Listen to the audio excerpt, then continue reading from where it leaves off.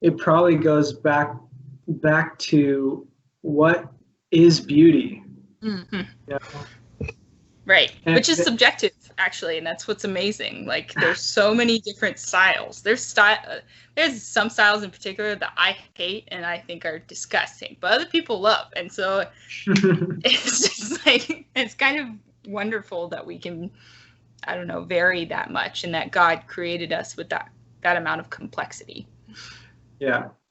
Yeah, and I think, I mean, what you're saying is true, just the distinct aspect, or like according to our individual personalities, there's certain things we admire other than others. But I think Jonathan Edwards, this is a place where Jonathan Edwards really helps because he talks about beauty as being something that's only relational, only beautiful as it's relational. And there's this guy, Robert Curdale, I don't know if you've heard of him, but he talks about how beauty and design is always relational. He talks about how almost every design they do, other people have to come in and participate in it with you in order to That's build true. something. Yeah, you always have a client. It's for a person. I really like that. Design is relational. No, it's true. That's why communication skills are actually pretty important as a designer.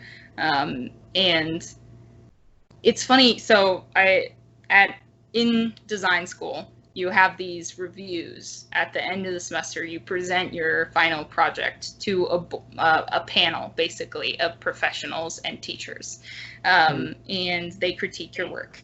And I went to one of the Masters of Architecture reviews years ago now, and I remember how one of them, it was so weird.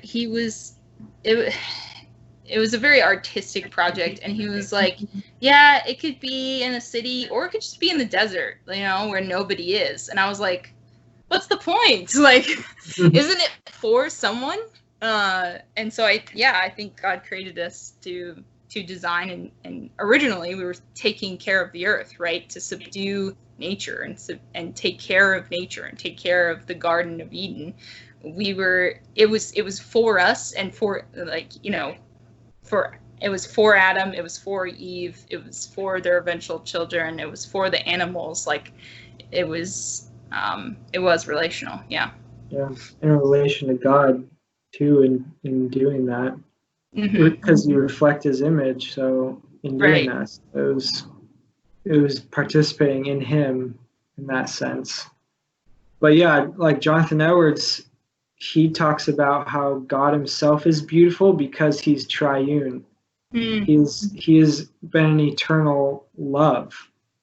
So he says the mutual love and friendship, or the beauty of God, is a mutual love and friendship which subsists eternally and necessarily between the several persons in the Godhead. And so His beauty is both His holiness and glory. The beauty of God, the Godhead, is the divinity of divinity, the good of the infinite fountain of good.